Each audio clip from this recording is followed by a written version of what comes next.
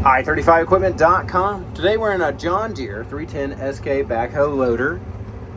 This machine has the wobble stick controls, and we're going to be showing you how to change your pattern control from backhoe to excavator. There is a trick with this though, as not all of them were equipped from the factory with that option, but they do have the switch right here. You can see it has a backhoe and an excavator, and it shows control pattern here. The only way to verify if it works or has it or was installed is if you hit that button. If you hit that button and it works, you're good.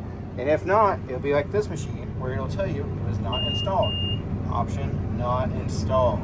But if you have it, this is how you change it.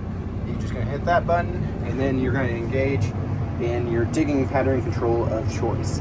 Now, that may not have been the answer y'all were looking for, but it is how you change them if it was equipped from the factory.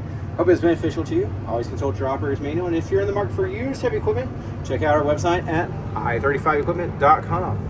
Our specialty is consignment sales, and we have folks all over the country looking for good, ready-to-work equipment. We help you get your machinery sold, or you can find your next machine on the website.